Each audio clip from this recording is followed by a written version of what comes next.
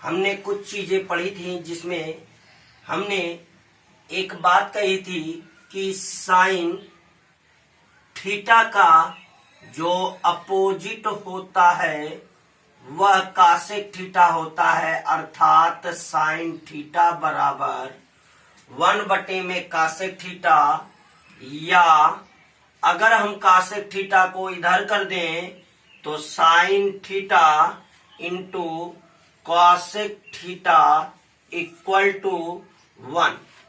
इससे क्या पता लगता है? इससे पता लगता है कि किसी भी त्रिकोणमितीय अनुपात का व्युत्क्रम से गुणा करने पर गुणनफल 1 आता है।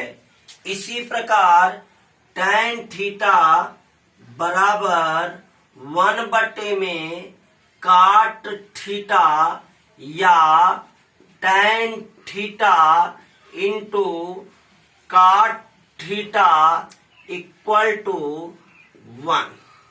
इसके बाद कास थीटा बराबर 1 में सेक थीटा या cos theta into sec theta बराबर 1। इनसे यह पता लगता है कि अगर हम कासेक को इधर कर दें तो कासेक थीटा बराबर 1 में साइन थीटा, अर्थात साइन का व्युत्क्रम कॉसेक है और कॉसेक का व्युत्क्रम साइन है। व्युत्क्रम का मतलब रेसिप्रोकल। साइन का रेसिप्रोकल कॉसेक है, कॉसेक का रेसिप्रोकल साइन है। अतः कभी भी हम किसी भी त्रिकोणमितीय अनुपात का यानी ट्रिग्नोमेट्रिक रेशियो का अगर उसके रेसिप्रोकल से मल्टीप्लाई करेंगे तो उनका मल्टीप्लिकेशन 1 आएगा। यह कुछ फार्मूले हैं, यह कुछ विशेष फार्मूले हैं। इसके आगे अभी पाइथागोरस प्रमेय, पाइथागोरस प्रमेय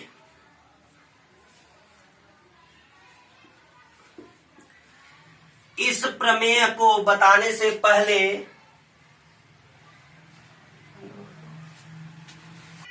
इसकी इंग्लिश जानते हैं, पाइथागोरस थ्योरम। इस थ्योरम का से पहले हम एक बात और जानते हैं जो हमने पिछली कक्षाओं में पढ़ा है, पाइथागोरियन त्रिक। क्या पढ़ा है हम लोगों ने? पाइथागोरियन त्रिक, जिसमें यह बताया जाता था कि 2 छोटे का वर्गों का योग तीसरी बड़े के वर्ग के बराबर होता है। उसी त्रिक को जब हम ट्रिग्नोमेट्री में प्रयोग करते हैं तो उसे पाइथागोरस प्रमेय कहते हैं, बट यह समकोण त्रिभुज में होता है। इसलिए इसके अनुसार किसी समकोण त्रिभुज में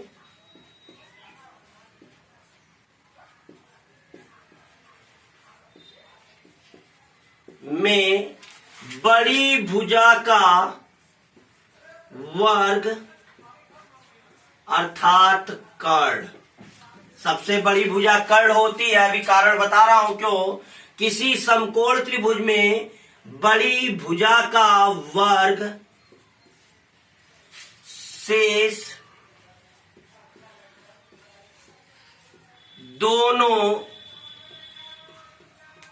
भुजाओं के वर्गों के योग के बराबर होता है।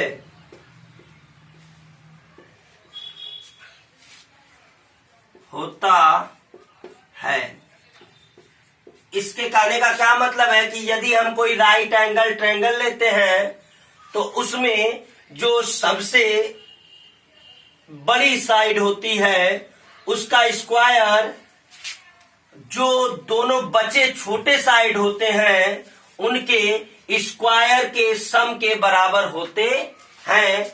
अर्थात यदि हम कहें कि बड़ी भुजा कर्ण है तो कर्ण का स्क्वायर बराबर लंब का स्क्वायर प्लस आधार का स्क्वायर। इससे यह पता लगा कि यदि हमें कर्ण ज्ञात करना हो तो हमें उनके लंब और आधार के वर्गों का योग कर देना चाहिए, यानी perpendicular equal hypotenuse equal to perpendicular plus base. Perpendicular का स्क्वायर प्लस बेस का स्क्वायर, हाइपोटेनस का स्क्वायर इक्वल टू परपेंडिकुलर का स्क्वायर प्लस बेस का स्क्वायर। इसी प्रकार यदि हमें लंब ज्ञात करना है अर्थात परपेंडिकुलर ज्ञात करना है तो के स्क्वायर में से सदैव ए का स्क्वायर घट जाएगा, अर्थात हाइपोटेनस के वर्ग में से बेस का वर्ग घट जाएगा। यदि हमें जो भी छोटी भुजा ज्ञात करनी हो, यदि हमें ए का वर्ग ज्ञात करना है आधार का वर्ग, तो के वर्ग में से लंब का वर्ग क्या हो जाएगा, सब्सट्रैक्ट हो जाएगा। ये पाइथागोरस प्रमेय के द्वारा प्राप्त 3 सूत्र हैं। इन्हीं के द्वारा यदि हमें समकोण त्रिभुज की 2 भुजाएं पता होती हैं तो हम तीसरी भुजा इन तीनों सूत्रों के द्वारा निकाल सकते हैं। अब हम जानते हैं क्यों मैंने कहा कर्ण ही सबसे बड़ी भुजा होती है। किसी भी राइट एंगल ट्रायंगल में सबसे बड़ा कोण क्या होता है, 90 डिग्री होता है। क्यों? क्योंकि अगर हम इसे इन दोनों का जोड़ 90 है या अकेला 90 है, अर्थात इन दोनों से बड़ा कोण क्या है, समकोण त्रिभुज है, यानी ये समकोण है, यानी राइट एंगल है। अतः हम त्रिभुज के थ्योरम से, ट्रायंगल के थ्योरम से ये जानते हैं किसी भी बड़े कोण के सामने की भुजा क्या होती है, बड़ी होती है। अर्थात जो बड़ा कोण है उसके जो सामने की भुजा होती है वही सबसे बड़ी होती है। इसलिए मैंने 90 अंश के सामने की भुजा कर्ण को, हाइपोटेनस को सबसे बड़ी भुजा यानी सबसे लॉन्गेस्ट साइड कहा। That's all. अब हम पाइथागोरस थ्योरम और अब तक जितना बताया गया उससे संबंधित कुछ क्वेश्चन देखते हैं। सवाल है साइन ए इक्वल टू, ये ए क्या बता रहा है, यह त्रिभुज के एक कोण के बारे में बता रहा है कि उस कोण का नाम क्या है, ए है। एंगल के बारे में बता रहा है about the angle is A in triangle A B C. जो ट्रायंगल में एंगल लिया गया है वो ए है और sine A equal to 12/13। Then find the other trigonometry ratios value. अर्थात हमें साइन ए बराबर इतना दिया गया है, अन्य त्रिकोणमिति अनुपात को ज्ञात करना है। तो इसके लिए सर्वप्रथम हमें एक ट्रायंगल का कंस्ट्रक्शन करना होगा और वह भी डेमो ट्रायंगल का। नाप कर आपको नहीं करना है, केवल एक अंदाजा बनाना है। तो हमने एक triangle, right angle triangle ABC बना दिया। हमने एक राइट एंगल ट्रायंगल एबीसी बना लिया। ये ए है, ये बी है, ये सी है। जिस कोण की बात होती है उस कोण के स्थान पे कभी भी 90 डिग्री नहीं लेते हैं ट्रायंगल बनाते वक्त। अब साइन ए इक्वल टू 12/30। तो अब हम सोचते हैं साइन ए में होता क्या है, साइन A/12/13। तो हम जानते हैं साइन लाल बटा कक्का से पहला वाला होता है लंब बटे में कर्ण। क्या होता है, लंब बटे में कर्ण। तो हमने बताया था कि 90 डिग्री के जो सामने होता है 90 अंश के, उसे हाइपोटेनस या कर्ल कहते हैं। P बटे में H, इसे H कहते हैं। और जिस कोण की बात होती है उसके सामने लंब होता है और बाकी बचा क्या होता है, बेस होता है, यानी आधार होता है।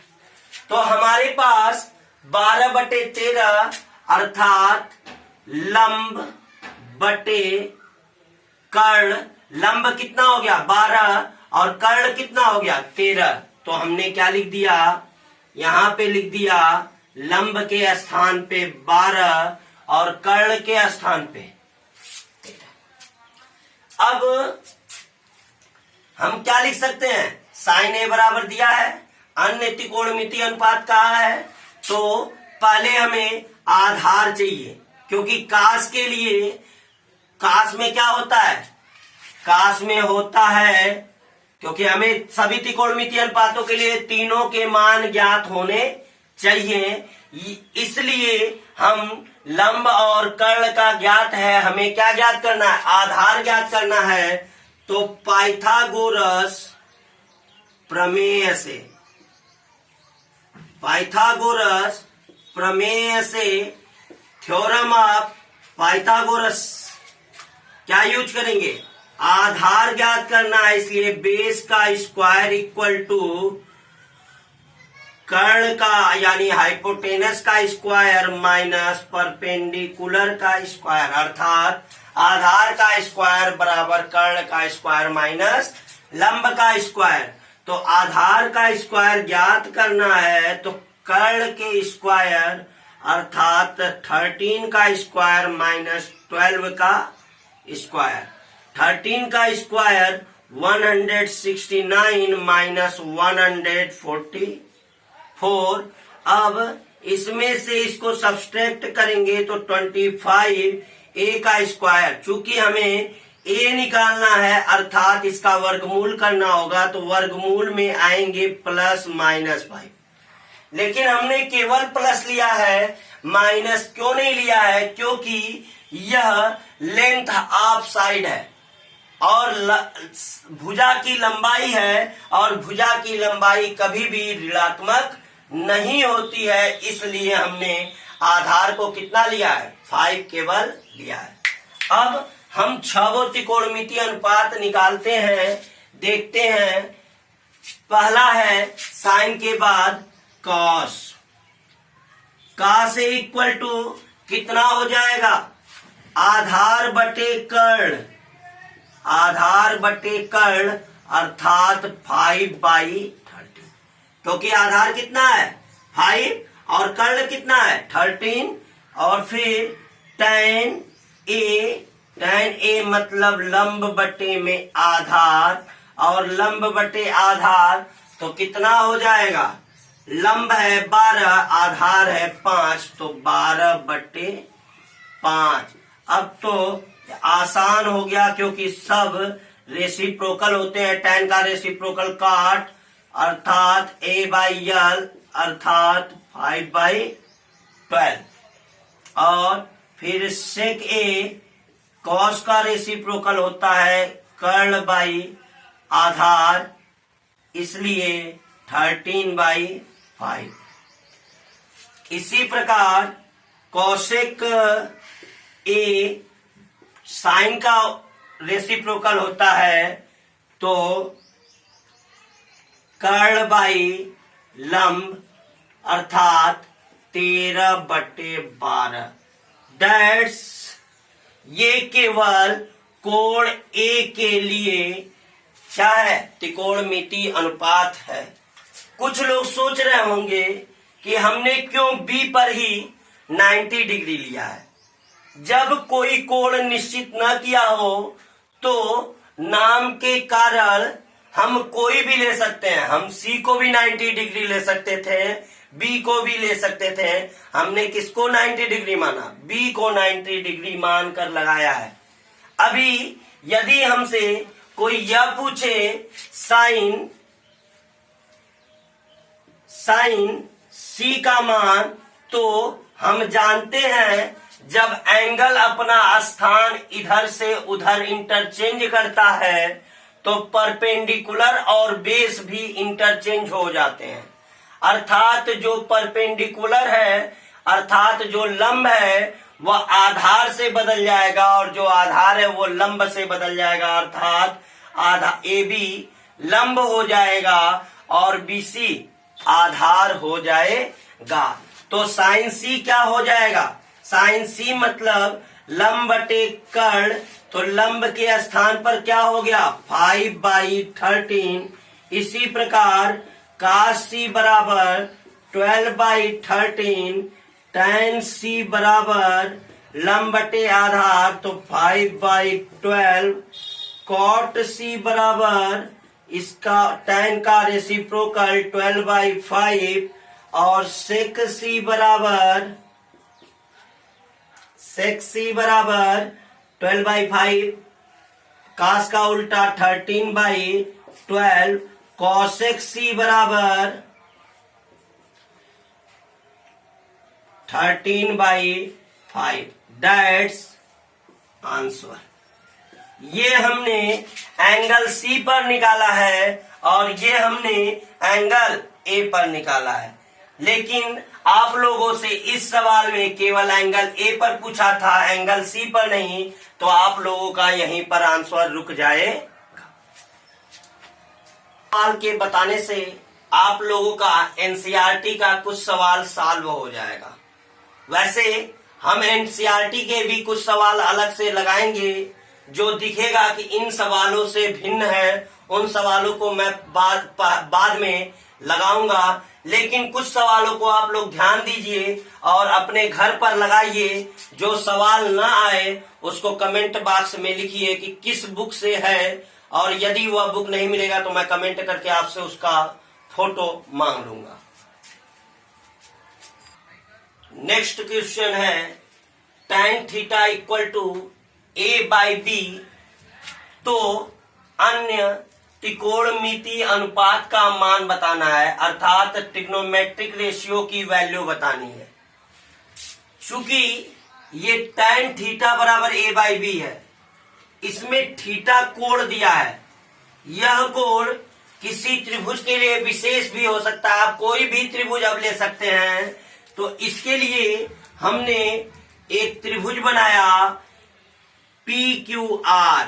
जरूरी नहीं है कि हम हर समय ABC लें, तो हमने यहां पर एक अन्य त्रिभुज लिया PQ। अब इसमें Q के स्थान पर 90 डिग्री है, 90 डिग्री निश्चित होता है, अर्थात थीटा कभी भी यहां पर नहीं हो सकता। अब P के स्थान पर थीटा ले लें, क्योंकि हमें आसानी होती है इधर लंब इधर आधार करने में। तो हमने कर्ण यानी हाइपोटेनस और बेस, ये हो गया परपेंडिकुलर और ये हो गया बेस, क्योंकि इसके सामने है परपेंडिकुलर। अब हमको यह सोचना है कि tan थीटा में होता क्या है। तो हम PBP से देखते हैं। अगर आप लोगों को याद हो गया तो आप लोग एकदम सक्सेस हो जाएंगे। तो कुछ चीजें देख लीजिए। मैंने बताया था PBP अपान HH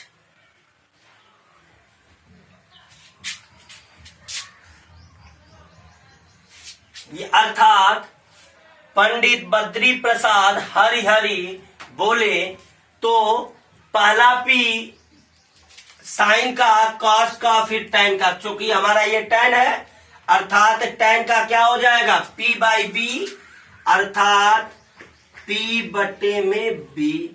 अब P क्या है? ये P है, तो P के स्थान पर A हो गया और B के स्थान पर स्मॉल b हो गया। अब हमें निकालना क्या है? H निकालना है। Then find the value of H, H मतलब कर्ण। तो हमें एच निकालना है अर्थात हाइपोटेनस, तो पाइथागोरस थ्योरम से आप लिख सकते हैं पाइथागोरस प्रमेय से।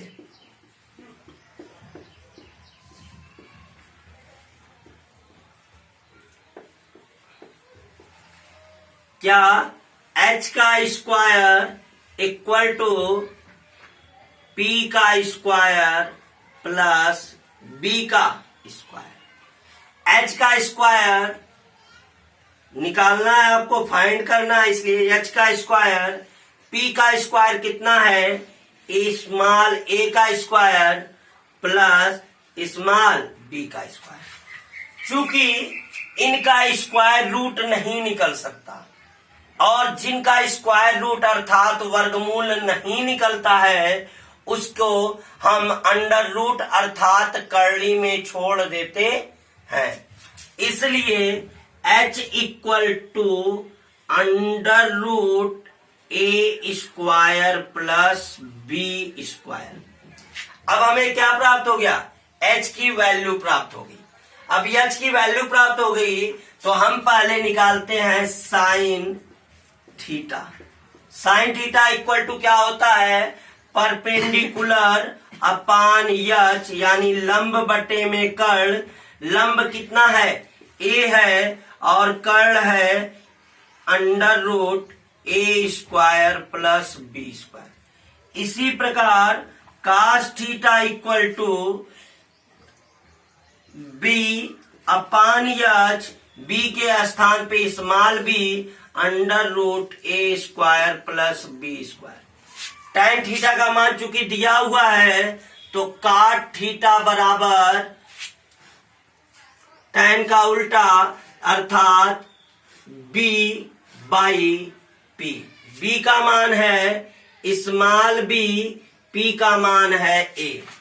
इसी प्रकार सेक थीटा कॉस का उल्टा कास का उल्टा अर्थात एच बाई बी, एच के स्थान पर under root a square plus b square upon b के स्थान पर small b. Cosec theta sine का रेसिप्रोकल है अर्थात एच बाई पी क्या हो जाएगा, a under root a square plus b square upon a. That's answer. लेकिन आप लोग, मैंने यहाँ पे अन्य त्रिकोणमितीय अनुपात मतलब मैंने इसलिए ऐसा बताया कि इसमें पांचों क्वेश्चनों का आंसर है। इसमें ऐसे भी सवाल पूछ सकता है, क्वेश्चन ऐसे भी पूछ सकता है कि tan theta equal to a by B, तो या सेक थीटा की वैल्यू बताइए या काट थीटा की वैल्यू बताइए, और जो वैल्यू आपसे पूछेगा वही वैल्यू केवल आपको निकालना होगा, सभी वैल्यू नहीं। That's all. कुछ सवालों में आप लोगों को इस तरह भी सवाल दे सकता है कि 3 sine theta equal to 5 sine theta equal to 4। तो इससे घबराने वाली बात नहीं है। हम साइन थीटा को एक तरफ छोड़कर, ये इधर मल्टीप्लाई में है अर्थात गुणे में है, फिर लिख सकते हैं 4/5। अब हमारा जैसा सवाल था वैसा ही फिर बन गया। अब हमसे जो ट्रिग्नोमेट्रिक रेशियो अर्थात त्रिकोणमितीय अनुपात पूछ रहा है, लंब कर्ण पाइथागोरस प्रमेय निकालने के से अन्य एक भुजा जो ज्ञात है अज्ञात है उसे निकालने के बाद हम ट्रिग्नोमेट्रिक रेशियो निकाल सकते हैं अर्थात त्रिकोणमितीय अनुपात निकाल सकते हैं। यदि किसी संख्या का जैसे इस प्रकार दे देता है साइन थीटा इक्वल टू 2/3, तो हम परेशान न होएं, यह लंब है, ये कर्ण है। जब हमने फिगर बनाया तो ये अगर हमने थीटा मान लिया तो ये लंब हो गया और ये कर्ण हो गया। हमें निकालना है बेस, तो बेस का स्क्वायर इक्वल टू परपेंडिकुलर का स्क्वायर, अरे हाइपोटेनस का स्क्वायर माइनस परपेंडिकुलर का स्क्वायर। बेस का स्क्वायर इक्वल टू हाइपोटेनस का स्क्वायर अर्थात 3 का स्क्वायर माइनस 2 का स्क्वायर। 3 का स्क्वायर 9 माइनस 4 इक्वल टू 5। अब चूंकि इस 5 का स्क्वायर रूट अर्थात वर्गमूल नहीं होता है, इसलिए b इक्वल टू √5। जिसका वर्गमूल न मिले उसके स्थान पर हम रूट में 5 लिख सकते। कुछ सवालों में इस प्रकार दे सकता है tan थीटा बराबर √3। अब हमें क्या दिख रहा है, हर सवाल में बटा मिल जा रहा है, न्यूमरेटर भी मिल रहा है, डिनोमिनेटर भी मिल रहा है, अर्थात अंश भी मिल रहा है, हर भी मिल रहा है।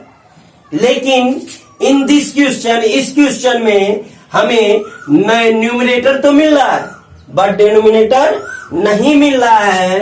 तो इसके लिए हम जानते हैं कि सभी नेचुरल नंबर अर्थात प्राकृतिक संख्या या वास्तविक संख्या या किसी भी परिमेय संख्या में यदि केवल न्यूमरेटर है तो उसके डिनोमिनेटर में 1 छुपा होता, अर्थात इसे हम √3/1 लिख सकते हैं। अब ये लंब हो गया, ये आधार हो गया।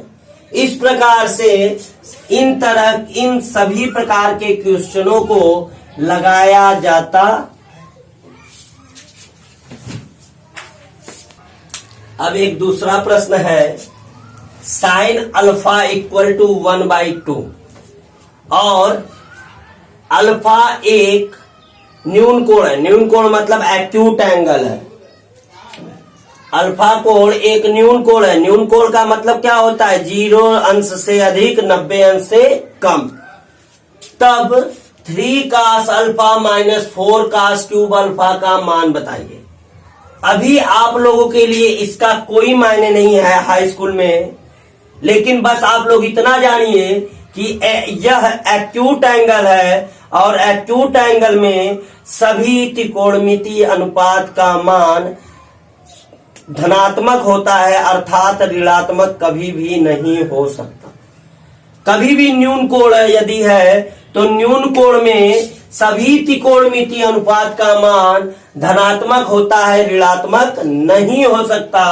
अतः अल्फा एक न्यून कोण है तो चाहे cos अल्फा का मान निकालना हो, चाहे किसी भी त्रिकोणमितीय अनुपात का मान निकालना हो, वह सदैव धनात्मक ही होगा। अब हमें क्या दिया है, साइन अल्फा इक्वल टू 1/2। तो मैंने एक ट्रायंगल बना लिया PQR। अब हमने मान लिया यह अल्फा है। अब हमने चेंज कर लिया 90 डिग्री। हमेशा मैं इधर का मान रहा था, अब मैं इधर का मान लिया।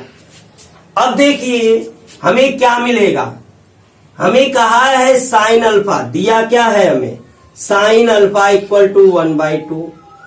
तो साइन अल्फा, साइन का लंब बाई कर्ण होता है या लंब बटे कर्ण होता है, तो लंब बटे कर्ण। अब लंब क्या है, अल्फा के सामने जिस कोण की बात होती है उसके सम्मुख अर्थात उसके एकदम सामने, तो इन फ्रंट ऑफ क्या होता है, परपेंडिकुलर होता है। तो परपेंडिकुलर कितना हो गया, 1 हो गया, हाइपोटेनस 2 हो गया। इसका मान हमें निकालना है।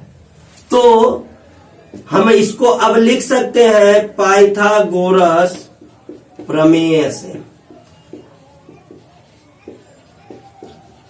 चूंकि क्या रहता है, हमें QR का मान निकालना है, तो QR का होल स्क्वायर इक्वल टू, यानी यह भुजापुरी है, यह जब भी लिखा जाएगा एक साथ लिखा जाएगा। QR का स्क्वायर इक्वल टू, पहले आधार का स्क्वायर निकालना है तो कर्ण के स्क्वायर में से लंब का स्क्वायर घटा देंगे, तो कर्ण का स्क्वायर PR का स्क्वायर माइनस PQ का स्क्वायर। अब QR का स्क्वायर निकालना है तो पी आर का स्क्वायर 2 का स्क्वायर माइनस 1 का स्क्वायर, 2 का स्क्वायर 4 माइनस 1 अर्थात 3। चूंकि 3 का स्क्वायर रूट अर्थात वर्गमूल नहीं ज्ञात होता है, अर्थात बाहर नहीं निकलता, इसलिए इसको कर्ली में छोड़ देंगे। Under root 3। अब क्यू आर की वैल्यू कितनी आ गई? अंडर रूट 3, अर्थात ये हो गया अंडर रूट 3। अब हमें किसका केवल मान चाहिए? किस त्रिकोणमितीय अनुपात का? क्योंकि हमें 3 cos alpha minus 4 cos cube alpha का मान चाहिए, अर्थात हमें केवल कास अल्फा का मान चाहिए। हमें किसका मान चाहिए? कास अल्फा का मान चाहिए। तो कास अल्फा का मान निकालते हैं हम। कास अल्फा, कास क्या होता है? आधार बटे में कर्ण, तो अल्फा, अल्फा के सामने ये लंब है तो ये कर्ण हो गया, तो कर्ण कितना हो गया? क्यू आर बटे में पी आर। तो क्यू आर कितना है? Under root 3/2। कास अल्फा का मान हो गया। अब हमें किसकी वैल्यू ज्ञात करनी है? 3 cos alpha minus 4 cos cube alpha equal to, अब 3 कास अल्फा, तो 3 इंटू कास अल्फा का मान कितना है? Under root 3/2 minus 4 under root 3/2 का होल क्यूब। अब क्या हो जाएगा? 3 का रूट में 3, तो 3 इंटू रूट 3, तो 3 रूट 3/2 माइनस 4। अब अंडर रूट 3 का होल क्यूब, किसी भी क्यूब का मतलब होता है उस राशि का 3 बार मल्टीप्लीकेशन। क्योंकि ये अंडर रूट है और अंडर रूट में स्क्वायर रूट का गुणा अगर उसी संख्या में दोबारा हो जाए तो वह स्क्वायर रूट से बाहर हो जाता है, अर्थात रूट 3 इंटू रूट 3 हो जाएगा और एक रूट 3 बच जाएगा, तो 3 रूट 3/2 का क्यूब, 2 2 जा 4 2 जा 8। अब 4 2 जा 8, तो क्या हो गया? 3 रूट 3/2 माइनस 3 रूट 3/2। क्या दिख रहा है? ये दोनों इक्वल हैं और इक्वल संख्या को घटाने पर 0 मान मिलता है। That's answer.